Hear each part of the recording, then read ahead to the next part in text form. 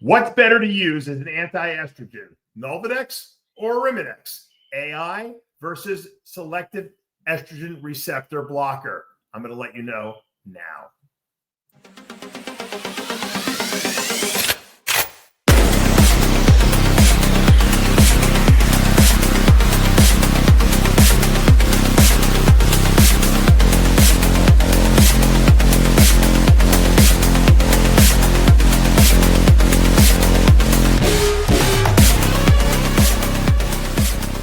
I created Species Nutrition with one mission in mind: to provide bodybuilders and serious athletes with no-nonsense supplements that work.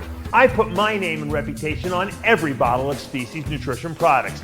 If you want to be your absolute best, join the evolution.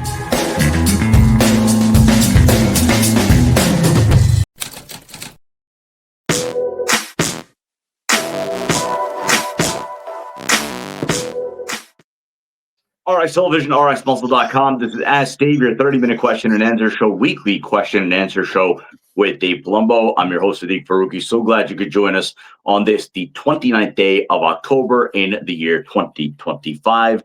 We are going to be dropping a Halloween Day sale on the website. So we'll have the teaser shortly before midnight on Halloween. And then on midnight, we will drop the full details, and you will have 24 hours to save on the entire website, and we'll announce what specials come along with it. We go right into the questions. The first two questions on the show from the Dave Palumbo Experience. That first question about women using Nolvadex in prep. Is this something you recommend, and in particular for wellness competitors? You know, I think a lot of people don't really understand the difference between an aromatase inhibitor versus an estrogen receptor blocker. Nolvadex, Clomid, okay, Nolvadex is also known as tamoxifen. That's the generic name of it. These drugs block estrogen receptors, so they don't get rid of estrogen from the body. They just don't let estrogen get to the receptor and do anything. Whereas aromatase inhibitors inhibit the conversion of testosterone into estrogen, and then obviously if there's no estrogen around, it can't bind to the receptor, but the receptors are still open.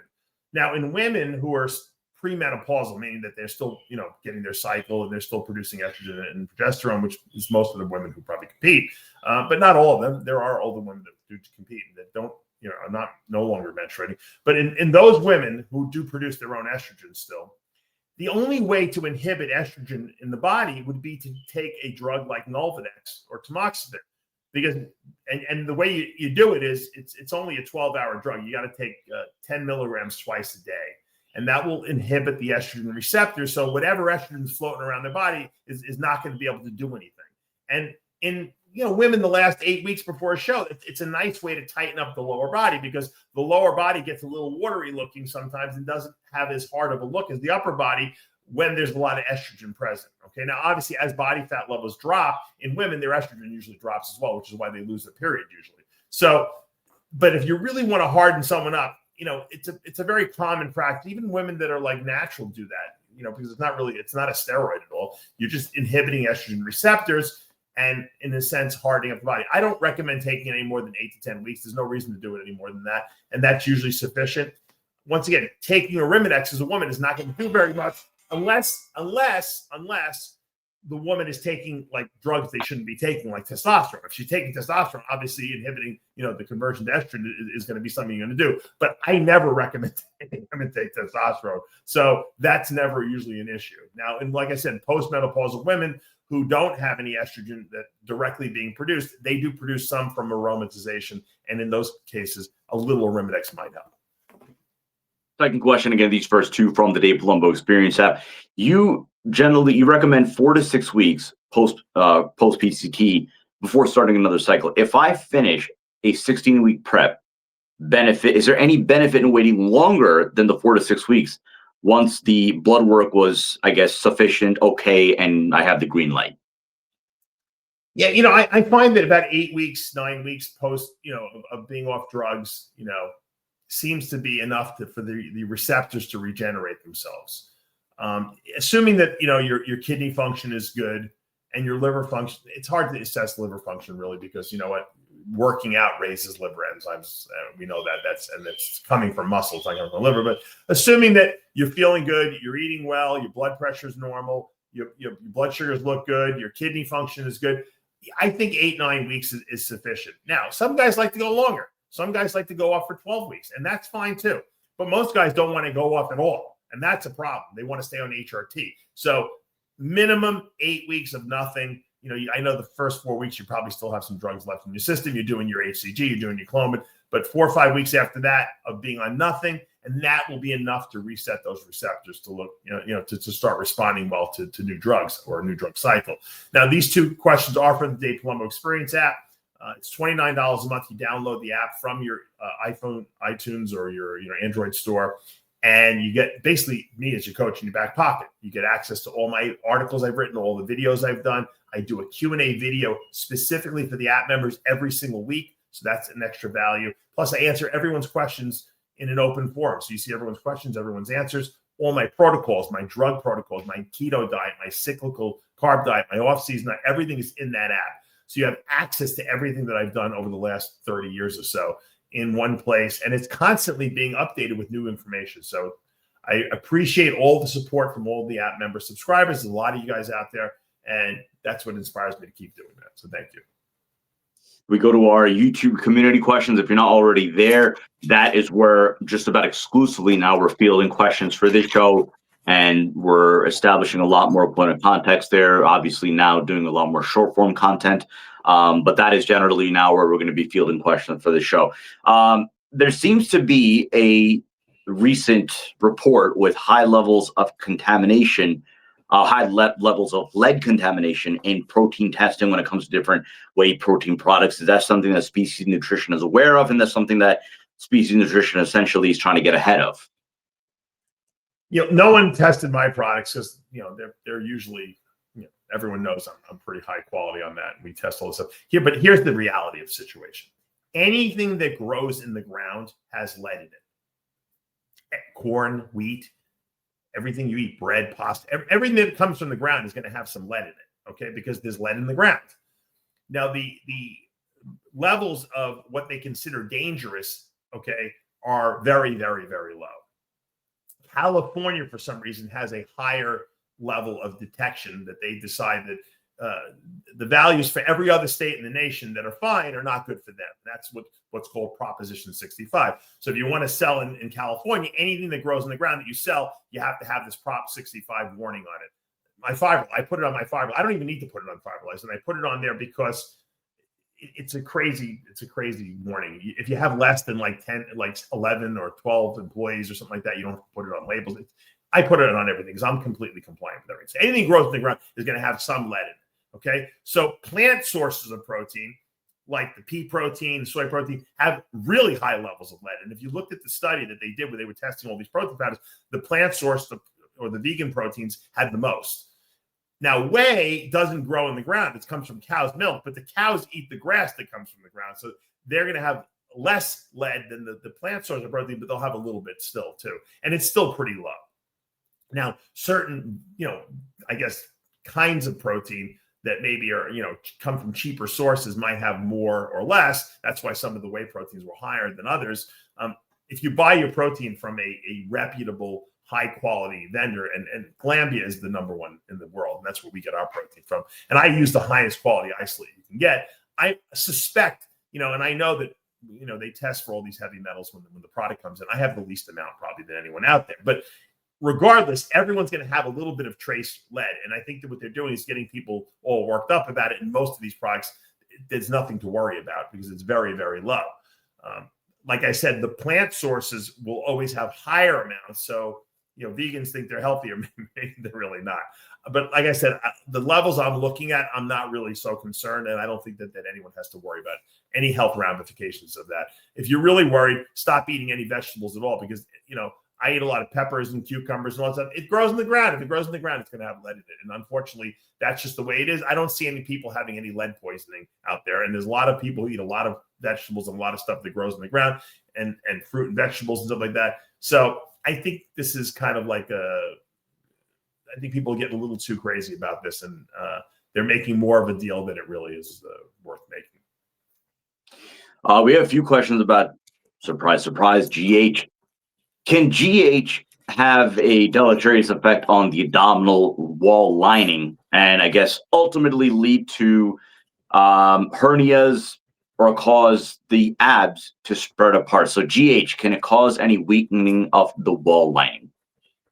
No. Growth hormone or anabolic steroids, if anything, they fortify muscle and they make it stronger, and especially GH makes the connective tissue stronger. So you would think it would cause a resistance to any kind of herniation in the sheath, because remember, when a muscle sheath pulls apart, it's the connective tissue. It's not the muscle that's separating usually. So the question is, why are we seeing guys with abdominal walls that are separating, like Keon Pearson? I guess that's what he's assuming, he's talking about, referring to, or even other athletes that have like distended stomachs and maybe lose the ability for their stomach to be kept, pulled in. You don't see it in young guys. You see it as the guys get a little older. It's because we're putting on massive amounts of muscle. We're eating an enormous amount of food that's putting a stretch on the abdominal, cavity. Think about it. You're eating 6, 7 times, 8 times a day. There's a ton of food in you. That's why I tell people, use a fiber supplement like Fiberlyze, because you want to keep that food moving through the intestinal tract, so you're not going to have a backup where your stomach is going to be filled to the brim with food. I had a problem with that because when I had to eat so much food to gain weight because I had a crazy metabolism. I still have a crazy metabolism. I was eating 12 times a day, so that probably ruined, a lot of, stretched out a lot of that abdominal sheath. I never had a separation of my rectus muscles, but I did have a stretching of that whole sheath. Obviously, as I got smaller and got, detrained my abs, not really my abs, but detrained the intestinal lining. Because think about it, the intestines, small intestines, large intestines, which is also known as the colon, are muscle. They're involuntary muscle, but they grow in response to stretch on them. So if you're eating less volume of food, they get smaller. That's why guys who don't eat a lot tend to have smaller waistlines and a better abdominal control, but they have trouble growing because they can't consume enough food. So it's like a trade-off. Either you're going to get big or you're going to stay. You're going to have a good midsection. The key is, once again, if you do need to eat a lot of food because you have a fast metabolism, you got to take Fiberlyze twice a day. That's just the reality of it, and that will help. But once again, it's not the drugs that are causing the spreading of the abdominal wall or the loss of elasticity. It's the actual stretch you're putting on. It's like a pregnant woman. When a pregnant woman, when a woman gets pregnant and the baby grows and it stretches out her abdominal wall, it's stretching the fascia. When it goes back to normal, she's still going to have that stretched out fascia. There's no way to bring that back to normal. That's why when I see women who have given birth to a couple kids and then they're up on stage and they have great midsections, it just goes to show how good their genetics are and how good the elasticity of their skin was to retract back to normal, after that huge stretch that it had on it. So a lot of times it's just a genetic thing. Question about one on a cut in terms of training styles. Do you recommend the standard heavy compound training, or do you recommend more of a quote unquote pump workout while on a cut? I never recommend the pump workout. Ever. Your training should never change. In other words, if you trained heavy, to build muscle, why would you purposely lighten the weights up and then do high rep training? When we know that high rep training which is endurance training, it doesn't lead to muscle hypertrophy. So if you now have all this muscle and now you start training with lighter weights for high reps, you're going to lose muscle. And you're not losing muscle because you're dieting. You're losing muscle because you're not training the muscle. There's no reason for your body to maintain that level of muscle mass if you're not subjecting it to the same stresses that warranted building it to begin with. So if you look at the greatest physiques of all time, Ronnie Coleman, Dorian Yates, these guys trained heavy right up into the day of the show, essentially, or a week before the show, because they know that heavy weights, high intensity builds muscle and it maintains muscle mass. And that's the way you got to go. Never, ever purposely lighten the weight. The only time we lighten the weight is if you get injured or something's not feeling good.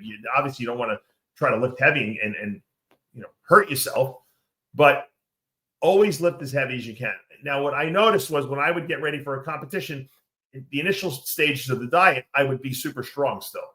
And then as I lost weight and got smaller and the food got, lower, and the resources got lower, and my body fat got lower, I got a little weaker. But it didn't matter because I still lifted as heavy as I could, given the strength I had, because the body doesn't know how much you're lifting. It only knows what it feels. So if you normally bench 405 for 6 reps, and when you get to the end of your diet, you're only benching 315 for 4 reps, who cares? As long as the 315 probably feels like 405 to your body at that weight. And so you're going to still maintain muscle mass. But if you normally lift 405 and now you drop down to 225 and you're doing 15 rep sets, I can guarantee you're going to lose mass on your chest. There's no doubt about it. What are the different types of GH, and what is the best for bodybuilding? There used to be two versions, because when they first decided to synthetically make growth hormone, Genentech made a version that was 192 amino acids. They did all this research and they said, it's 192 amino acids. They made something called protropin, it was called, and it was being sold to all the your dwarfs, that needed all the kids that weren't growing and that needed growth hormone.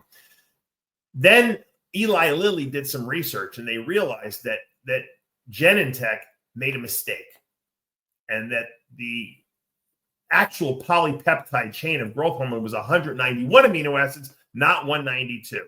And they corrected it, and they made something called Humatrope. And they were both sold independently. Eventually, when the patent ran out on Humatrope, the Genentech company redid the protropin, and they got rid of it, and they started making something called Nutropin. Okay, and that was the two that were sold worldwide for many, many years. That's what all the bodybuilders of the 90s used. Then other companies started producing their own, and then obviously overseas they started producing it as well. And so nowadays, all the GH on the market is 191 amino acids, because that's the correct sequence. Are there different versions that work better or not? There really shouldn't be. Growth hormone is growth hormone. If it's real growth hormone, okay, and it's dosed properly, 1 IU should equal 1 IU, no matter who makes it, no matter where you buy it. The problem is that, I think when it's transported, maybe some of it gets damaged. I think some of the stuff that's being made generically in China is not being dosed properly. So the only, trustworthy growth hormone where if it says 36 IUs, it's 36 IUs, is the pharmacy made stuff. So, Serostim makes a version. I know Lilly still makes their version. Genentech still makes their Nutropin. It's hard to get those, obviously, without a prescription. I think Upjohn makes a version of one now. But unless you're getting, brand name stuff, it's a crapshoot. Now, you can test the GH to see if it's real with the Roy Test GH testers that we sell at Palumbo.com. And we sell a ton of those because a lot of people want to make sure that what they're using at least is good. But it's a lot of times it's hard for the generic brands to know if they're dosed properly. But at least if you're using real growth hormone, more than likely you're taking something. So, are there better or worse versions? There's only versions that are trustworthy and not trustworthy. All GH is the same. Another question about GH is, in his words, I guess the quote average water retention that you would experience while on GH. So I'll expand upon that as far as what a user can expect, and then I guess managing the water retention while using GH. Yeah. I think guys start out with too much GH right off the bat, and that causes a lot of fluid retention. A lot of times they get numbness in their hands and feet because there's so much fluid retention around the nerves in the carpal tunnel area here.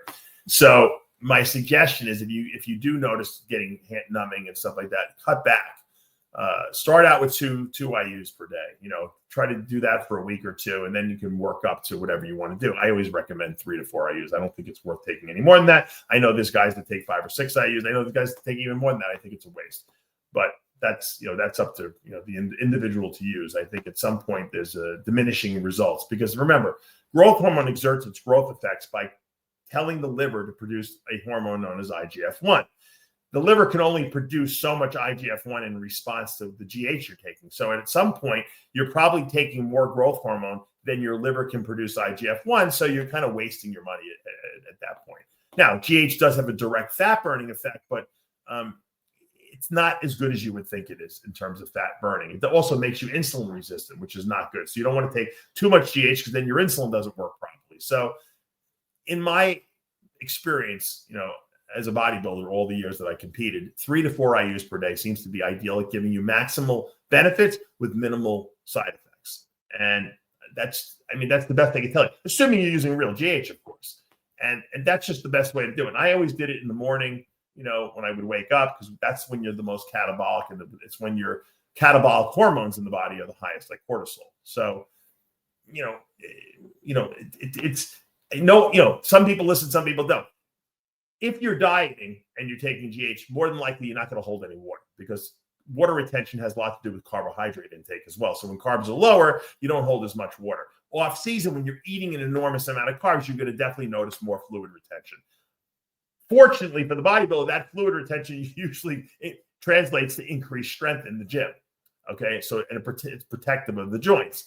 You just want to make sure that your blood pressure is not going too high, because if it is, you might either want to cut back the GH or take some sort of an ACE inhibitor or blood pressure medication.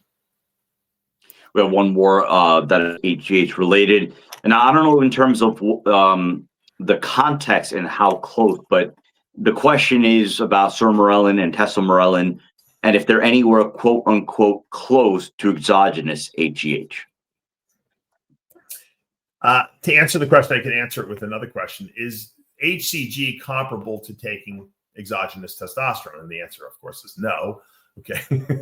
It does cause you to release a little more natural GH, but a little more natural testosterone, but it's not the same as you taking a shot of exogenous testosterone. So no, the GH releasing peptides will increase some natural endogenous GH release, and you get a little benefit. Some people get more benefit than others. It's very individualistic of how people respond. Some people are great responders to it. Some people are not so great responders to it, but no one ever says, yeah, it's as great as taking, 2 IUs of GH a day. It's not comparable to that. It's funny. I hear a lot of these internet and TikTok gurus telling people like, yeah, taking tesamorelin and this one and that one, and there's 40,000 GH releasing peptides out there, or stacking them. The problem is that your pituitary gland can only produce so much GH in response to these stimuli, or in response to these peptides that cause the pituitary to release GH. So you're only going to produce so much per day. It doesn't matter how many you take. You take 25 of them, you're not going to produce any more GH than what your body's capable of producing. But it's not comparable to taking a shot of GH.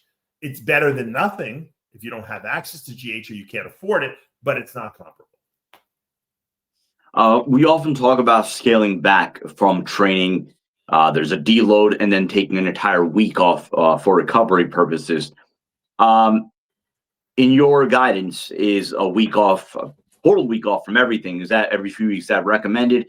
And then also, I guess, in terms of intervals, what intervals would you recommend in terms of taking time off or an entire week off from the gym? I wish I was as noble as to say that I've taken weeks off from the gym here and there. I very rarely do I do that. I enjoy going to the gym, and I feel like you don't need to take a week off if you don't feel overtrained. Likewise, I also don't believe in training every day. So I know there's people that go to the gym 7 days a week, 6 days a week. I think that's too much. I think 5 days a week of weight training is ideal, maximum. And maybe 4 days is better, but I used to like to go 5 days a week. Probably now I go 4 to 5 days a week. So I train my whole body over that 4 or 5 days. And then, I'll take a day or two off, either sometimes it's interspersed, sometimes it's all in one shot. Like this weekend coming up, I have my kids. So I'm not going to train on Saturday and Sunday because I'm with them. And so I get 2 days off. For me, 2 days in a row off is great. I feel really well, really, rested. I'm actually taking today off too, which is Wednesday. So I will have 3 days off this week, whereas normally most weeks I only have 2 days off. So that I kind of go by, I'll do that. I'll throw an extra day in here or there. I don't like to take the whole week off because I don't feel good when I take the whole week off. Now, over the summer, when I had my kids continuously and I took them on vacation, I think I took 10 days off or something like that from the gym, which was the first time I had done that. And I don't even remember how long, probably 2 years. So it kind of goes by how you feel. If you're a chronic overtrainer and you need to schedule a week off every, 4 months, then do it. If you're able to, to kind of go by instinct and say, you know what, I feel a little run down this week, I'm going to take an extra day or two off from the gym, then you don't have to do the weeks off, a whole week off in a row. Some people like to do it. I know guys that take 2 months off from the gym after they compete. I think that's too much, but those people like it. So everyone's different. Once again, if you don't overtrain on a regular basis, you don't have to take extreme time off from the gym. Just like I was explaining, Rich Gaspari and I were talking about this on this podcast I recorded last week, and we were talking about intermittent fasting. I said, you know what? If you don't mishandle your body and you don't mistreat your body and you take care of yourself and you're not obese and you're not overweight, you work out regularly, you take vitamins and you eat well, you don't have to fast, because fasting is for people who are destroyed their body so much so that they have to actually cause their body to go into this catabolic state and eat up all the junk that's fatty liver, visceral fat, their cholesterol's high. They have to reboot their body essentially. But if you take care of your body all the time, you don't need to do extreme things like that because you're healthy already. So it's the same concept. I think, once again, you don't need to do, if you don't do extreme things, you don't have to do extreme things to counteract the extreme things that you do. And that's really that's the truth. Question about LDL cholesterol. I have high LDL, although I'm very lean, I eat clean. In your opinion, should I be on statins? That's a very individualistic thing. And a lot of people come to me and they ask me this question. A lot of my clients, I do consults with people to help their cholesterol. They don't know what to do, and the doctors want to put everyone on a statin. They get paid to do that. They get kickbacks for that. Number one, if your LDL cholesterol, which is considered the bad cholesterol, is high, are your triglycerides high too? If triglycerides are normal and low, usually having high LDL is not actually a bad risk factor. Okay, I'm going to qualify that in a second. However, having higher LDL, they've shown that people who live the longest, into their hundreds, have high LDL cholesterol. And the reason is because at least they speculate this is because cholesterol is necessary for brain function and for rebuilding neurons in the brain. So people who live longer tend to not be demented, and dementia is directly linked to low LDL cholesterol. So you don't want, statins can cause dementia because they inhibit your body's ability to produce cholesterol, and cholesterol is necessary to rebuild, neurons in the brain. And we know that. It's also necessary for making steroidal hormones in the body. So we don't want to necessarily bottom out LDL cholesterol. However, and here's the proviso, what I also tell people is if you have high LDL cholesterol, my suggestion would be to go get a cardiac CT scan. There's two kinds. There's one we call cardiac CT calcium score, which kind of gives you how much calcium's in your vessel, and that takes 5 minutes.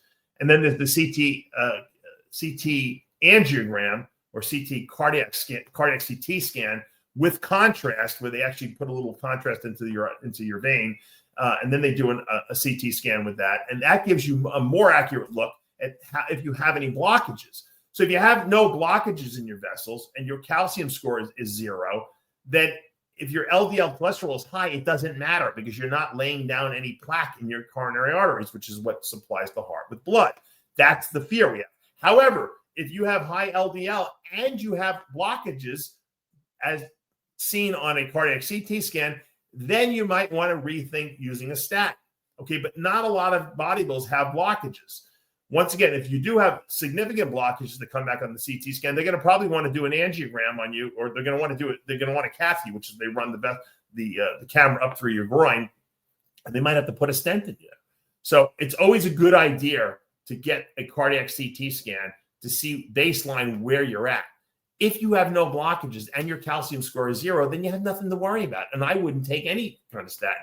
I would, however, take Fiberlyze twice a day, and I would take Omega-Lyze, 3 pills twice a day, because essential fatty acids and high quality fiber supplement lower LDL cholesterol naturally without bottoming it out.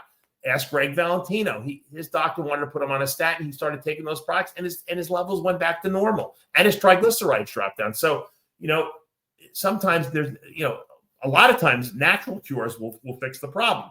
So you only want to take a statin in the last, when it's the last thing to possibly do. And in those cases, it's usually you have a genetic predisposition. Your whole family has had, blockages in their coronary arteries. Your father, your grandfather died of a heart attack. In those situations, you might have to take a statin.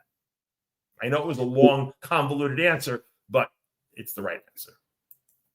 Take one more question. This one is about Paul Dillette, but it expands a little bit more about some guys just being unable to pose. And his question, first off, is about Paul Dillette. Why did Paul Dillette never quite learn how to pose or present himself on stage? And then, do some guys just struggle with coordination in general that I guess translates to on stage?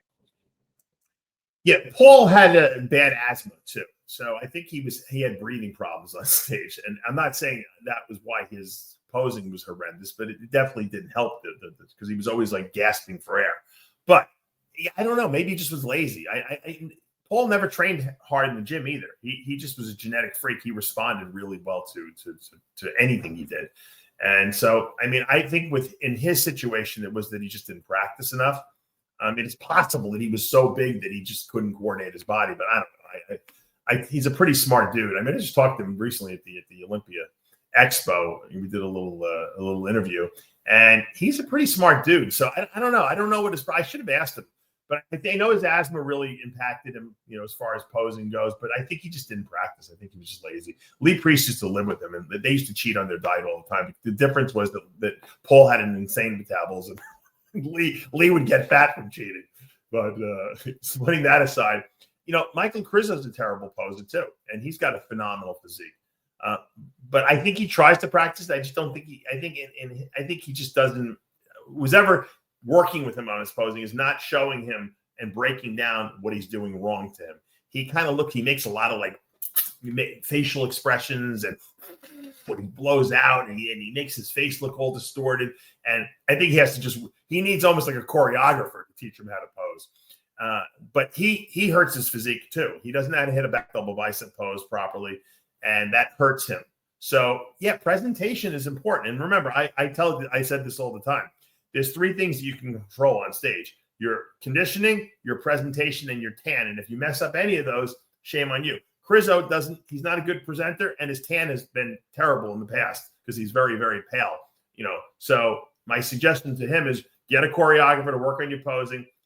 Start tanning in the off season, or if you can't tan because you have skin cancer issues, take some melanotan, get a base tan before you go out there and get spray tan, because tan and presentation are hurting you, Mike. And he's got a great physique. He's a super freak. He should be doing much better than he is. And he's doing pretty well already, given those little handicaps he's got. But yeah, I mean, these are things you can control. His conditioning is perfect, but presentation, tan still needs work. That's going to do for this episode of Ask Dave. If you haven't already done so, subscribe below, hit the notification bell. You're not going to miss anything that we have coming up on the channel. On the channel right now, only episodes of the After Hours podcast and the Heavy Muscle Radio Show. Chris Aceto with a fiery response to the rumors surrounding what happened with Derek Lunsford backstage at the Olympia. So make sure you check that out. And then yesterday's After Hours, a potential new member, our first female member of the Whack Pack, joined the show as well. Yeah, Angel, right. And a rebuke to the stories about Steve Weinberger on his phone on the judging panel at Prague. So check it out. Both episodes are on the channel right now. Again, if you haven't already done so, subscribe below, hit the notification bell. If you like what you're watching, hit the like button, comment below. As always, we appreciate that, and we appreciate all of your support. For Dave Palumbo, I'm Sadiq Faruqi. We'll see you next time.